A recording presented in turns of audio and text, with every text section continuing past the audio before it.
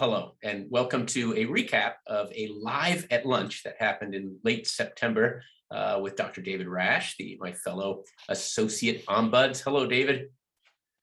Hello, Don. Yeah, good to see you, and I'm excited. Folks have been really coming to these live at lunch events our office has been offering, and then we get a flurry of emails saying, "Can we have the slides? What happened?" And I always think it's great for people to hear the voices and have a sort of truncated version of the workshop. So that's what we're up to now. Thank you for delivering Returning to Campus. There was a lot of energy there. And so what I've asked you to do for this recording is share not only some of the slides that you shared with our crowd, but also I'd love to hear your impressions about how did people respond to this information as well. Yeah. So David Rasch, you talked to us about returning to campus, so take it away. And for some people, this will have been something that occurred in the past at this point, that they have returned. But nonetheless, I think a lot of the issues are going to be relevant because it's early on and people are still sort of figuring out and adjusting and, making the change from maybe working remotely, being off campus and what have you. Yeah, and something I was thinking about, sorry, I'm just going to already interject here and say that we've just hit an anniversary of the terror attacks of 9/11 so many years ago.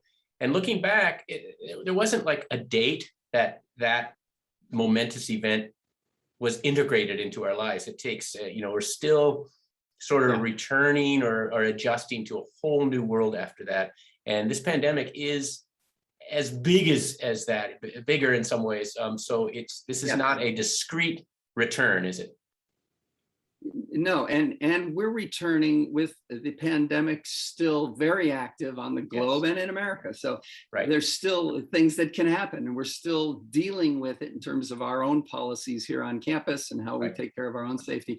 So it's very much a living, issue, and that we're dipping back into. So,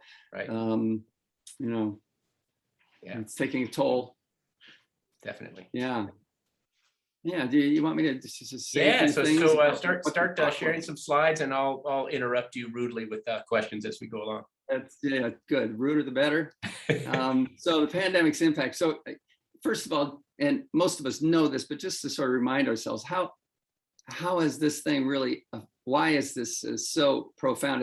It's very long, 18 months. It's really unprecedented and unpredictable about the course that we went through. Things were constantly changing, information, and everything in our lives was affected, right? Personally, professionally, family-wise, financially. We all had to do some adjusting, whether it was minor or very major in that sense. Work, the change in terms of how we did work for 18 months, remarkable. Just very dramatic in terms of how different it was and how the adjustments that had to take place, and working remotely and all that has entailed.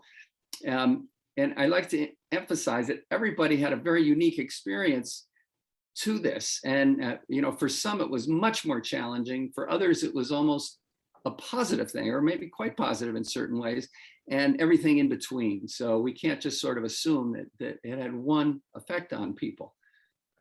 Of course, there's, the negative challenges is stress, illness, grieving, isolation, financial issues, familial distress, all kinds of things that people sort of were negotiating or dealing with as a result of this disease, as well as health issues. It's like we mentioned there. And then, as I mentioned, the positive aspect, some people said, hey, this flexibility about work is fantastic. I'm more productive than I've ever been. I really like the virtual interface with people. It's a lot more flexible. I can really contact more people more effectively. Or, when I'm in the office, I'm distracted all the time. Here at home, I can really focus and people aren't walking in my office. So you have these positive aspects and the flexibility of being able to maybe be with family in ways that they weren't before, that made this pandemic time, really maybe enjoyable. Yeah. I'm thinking of all the meetings I was in, David, over the years as an instructor on campus, as a lecturer, when people would say, I will never teach my class online. I will never go hybrid, what have you. And suddenly they're saying, oh, good. Gosh, I'm teaching my class from my living room and I love it. So we are all forced to try new things in new ways. And a very positive thing is how the campus rose to that. The groups gathering together and supporting each other. There was some real magic in all of that. Yeah, and you know, we'll talk a little bit more about this further on, but just it transformed maybe how we're thinking about going forward. Yes. You know, and that was an unintentional impact of the pandemic, is all of a sudden, oh, I can do this different kind of work in a different way. Or this works better than what we used to do. Or this job, now that I've been away from it for a while, I'm not so thrilled. I think I need to make a change. And so career kind of thinking has come in for many people too. Definitely. So yeah, and so just more thoughts sort of along those same lines, acknowledging the impact, what we'll be bringing back or have brought back to work, you know, from this time away is, you know, of course, depending on your situation, family adjustments. Some people, it's very hard to be in a work in their home environment, maybe because of space or because of relationships there. Other people found it, you know, a great relief or very positive, you know, easy kind of thing. And then coming back, some people also, it's much easier to think, okay, being on campus, working in person, that's really where I want to go and what will work fine. And others have maybe family needs that they were able to take care of during the pandemic that now they're no longer able to do. Caretaking for elders, children, all of that. So, yeah. And yeah, relationships with our colleagues, you know, it's a little bit different on a computer screen than it is when you're walking by their office or cubicle or whatever. It's a different experience. And we're moving back into more contact in person for most people. And what will that mean? You know, some people were hired without ever having, you know, been in the room with anybody on their team and have worked for months that way. Very unique, different way to start. And now that's going to shift. Yeah, our ombuds view of the campus has really been fascinating to me to see how different units have responded to this. So we hear from some folks who say, yeah, I went home and I haven't talked to anybody at the office for 6 months. And others who say, oh, my boss texts me every 15 minutes or something like that. So it's just a wide range. Or I'm working too much virtually. It's so easy to just talk to people. I just go one after the other. I'm getting burned out. I'm stressed out by it. Yeah. And then really, as we mentioned before, the positive aspects of just creativity, new ideas, new approaches to work, additional flexibility that maybe helps morale. And many people notice productivity boost with you know, during this time. And finally, just a note, survivor guilt for the people who really had a good time over the pandemic, who weren't affected by, you know, by the virus directly or their loved ones, and who found worked really well. They might feel a little uneasy, just like, oh, I shouldn't be happy about this because it's an awful thing that's happening, but that could be part of it. Yeah. So challenges. Maybe we're in the midst of this right now. Most of us who are coming back have, but you know, there's the newness, the changes, and we're different people. The workplace is different in some ways, minor or major. And then negotiating sort of, is this a job where remote work or hybrid kind of arrangements are going to work? How are those being decided? What is it being done equitably? Am I feeling like I'm being heard with my needs around that? And of course, safety, you know, around the virus. And is everybody aware of the policies? Are they following the policies? And if not, what happens from that? So those are all potential challenges as we come back. And of course, uncertainty is always something that elevates stress level. And there is still uncertainty. It's just globally for a whole range of issues, pandemic and otherwise, but also here. What's going to happen at my job? You know, is there any kind of jobs security issue that I need to worry about? Am I able to keep, you know, working in the way I had wanted to? Is a hybrid arrangement good for me or not? What's going on there? And I'm finding I have the privilege of, and all of us on campus have access to the Chronicle of Higher Ed for free, a very expensive publication, but we get it through the library. And when I read about the national education scene, I'm very excited and also very worried. You know, you have these headlines that say things like higher education will never be the same. Now people found out that online is fine, so the big venerable institutions will close or something like that. So that's exciting, but very unsteadying at the same time. So yeah, Yeah, Interesting. that maybe it's right. It's an enterprise that's going to go through some profound shifts in the Right. coming years, and we Yes. can't predict exactly what those will be. Right. And then, you may be working in a job where you have interface with students, and how are they behaving, post-pandemic? Is there any sense that there's any that they're not being as careful as they should be in one way or another? And does that bring issues for us up, or with our colleagues? If people are concerned about the virus and transmission, that's something we're going to carry with us at some level every day. Yes. And yeah, if you've had a flexible schedule at home and now you're commuting and it's a fixed schedule, it's like putting that back on. Is that working? If you have resistance to it, is this something you'll just kind of get used to over time, which could well be the case, or something you really want to try and negotiate about or shift in some way? I've talked to so many people who say, wow, sitting at my desk for 8 hours, which I did for 20 years, is suddenly really challenging for me. They're used to kind of taking little breaks, walking around, making themselves a sandwich and getting back to work. So we've physically changed, many of us, how we go through our workday. And I'm used to wearing very good shirts when I'm doing virtual work. But that's about it in terms of the very good. So, dressing and all that, it's different. Right. Okay. So I asked people to do this breakout exercise, and this was interesting. Just what feelings do they have about returning to campus? Because this was done before most of them had come back, and to think about what will be the same, what difference, and what about their relationships? Are there any issues there they need to think about or feel, positive, negative, etc. Just as a way to think this is a huge change, making this change back into the campus. Even if it's something we're familiar with for years before the pandemic, it's different now, and we're coming back as different people. Our co-workers, students, faculty, whoever, are all in a different place than they were before. And we're going to be doing subtle or major readjusting to all those things. And, go ahead. Well, I just wanted to ask you this. Something that we've been talking about amongst ourselves as ombuds is running groups before and putting people in small groups. So it's always stressful. You have to count off, and then there's always people who flee. Like, I don't want to be in a group, but the Zoom button, we hit the button and everybody goes off in groups of 3 or 4, and then we can't often get them back. They get so excited about these questions, and then they report back in, and that's been marvelous, I think. And so the question I have for you, David, is people came back from this exercise. I recall that they were quite energized about these topics. And do you recall some of the things that, in general, that folks shared? And of course, we had sort of Chatham House rules on there. So you catch your specific things. Information. Right. Yes, right. But one of the things was for people who had supervisory responsibilities, there was this concern about, am I going to change the way I sort of have structured the office and what people do? And what am I going to do about the flexibility, remote versus hybrid?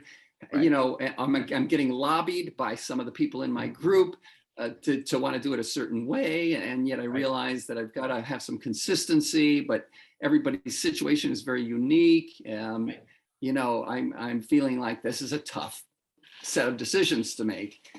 In terms of re-entry to on campus, and what are the needs for my office vis-a-vis the campus versus meeting the needs of the staff. So that's one whole area that I think we're going to be shaking out over the many months here that we're coming back.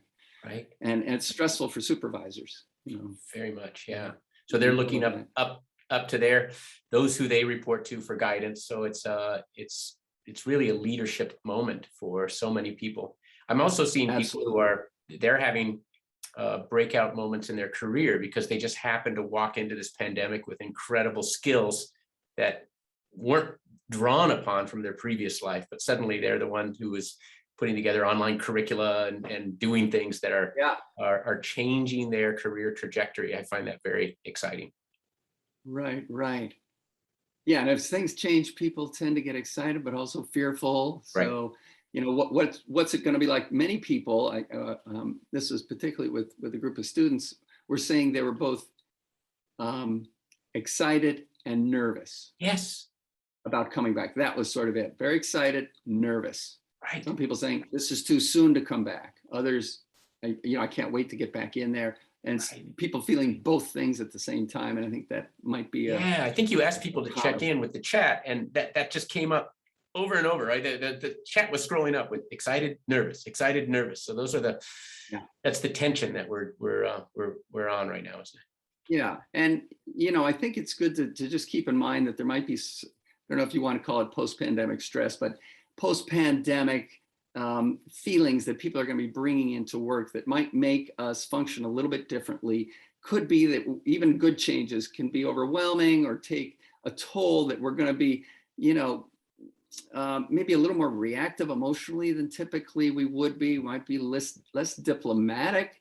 If we've lost some sleep, we might be a little edgy, or it might be harder to concentrate. We might be distractible, to a little bit more than we normally would be. And to try to, be kind with ourselves and others around us, that we're coming back with, more of a burden, more of a load, more stress, burnout, whatever it is. And that things might be a little jagged, Right. and maybe that's unavoidable.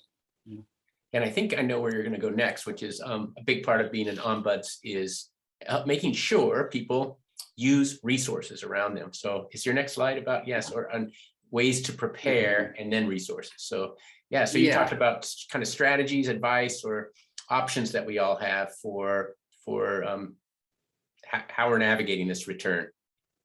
Yeah, just thinking about not just sort of coming back in, but being a little more thoughtful and planful about, okay, this is different. Let me just get myself ready. Let me enter into this in the best possible way. And part of that is just to be aware of what you're feeling, right, and what others are feeling to whatever extent you can, and listen and find out, because there's going to be something there for everybody.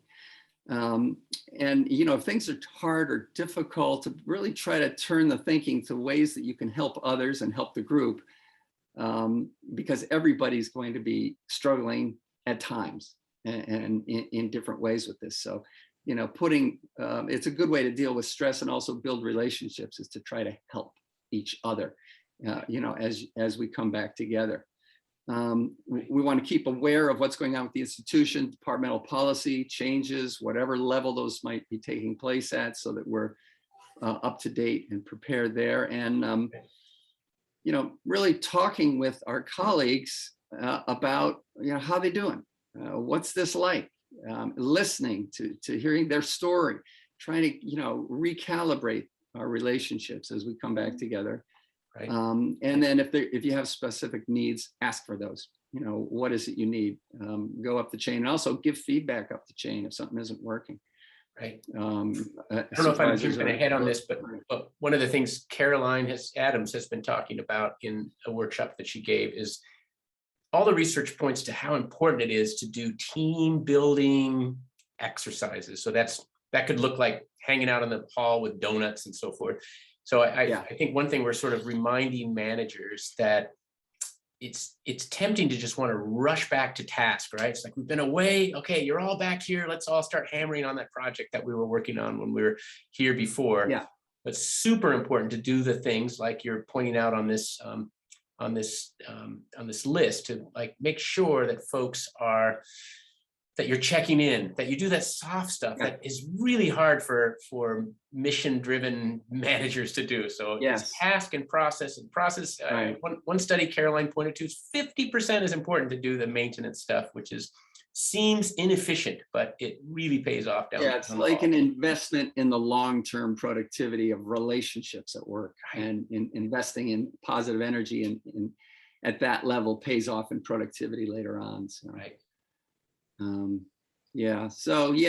Basic self-care, exercise, sleep, nutrition, social support, those are the keys.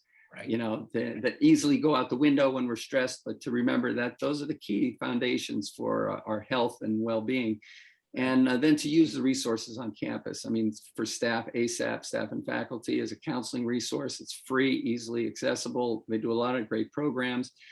And, the Ombuds office, we're a neutral, independent, informal, confidential resource that you can talk to about any issue related to UCSB. And, we're happy to help people think through their situation, look at options, maybe facilitate discussions or help people reach agreements, if they're having some struggles, conflicts that way. And there's also other, other options through the Ombuds office, such as, helping with consulting with departments and doing team building exercises, communication. And Don, maybe you could talk a little bit about the program you, Caroline, do about communication as well. Oh yeah, we are about to offer another crucial conversation. So by the time you're watching this, it may have come and gone, but our office, two of us are what are we called? Trained facilitators with the Crucial Conversations course. So keep an eye out for that, or send a note into me or Caroline or just our office and ask us about that. And we're also happy to go out to your department to do to sit in on meetings, for example. I'm very excited about meetings never being the same on our institution. So if you want to talk about subverting all the patterns of meetings that we've had from the past, I'm very excited to help out with that. So all you really have to remember is to find us on our website, call our number. And I say this every time, David, but I still think people think about our office as the place to go when there's no other choice, or when you're in great distress, or when you're in the conflict of your life. We're here for that, but we're also here to have you, as you just said, talk through an idea with space. And that's the other thing. What I love about joining you and Caroline, David, now I'm not new anymore, but is I love having this job where it's like, I have longer than 15 minutes. This is not a quick doctor's appointment. This is not a talk radio show where you have to like belt out your question. Visitors come to us and start sometimes very agitated in one place, and we just let the conversation continue. We ask questions, and often by an hour or so, people will say, "Oh, I'm thinking about this differently now." So we're your thinking partners. Yeah. Yes, right. It's a safe place to do that because we're confidential. So. Right. Absolutely. All right. Have we reached the end of your mini deck here? Yeah. Okay. That's it. That's all I got. Excellent. Very good. Well, therapist, ombuds, David, thank you so much. And if folks want to reach out to you, you can be found at ombuds.ucsb.edu. That's right. If we have to go through all this, I'm glad I'm going through it with the likes of you and Caroline. So yeah, same here. Thanks for the interview, Don. All right. Okay. Take care. Bye-bye.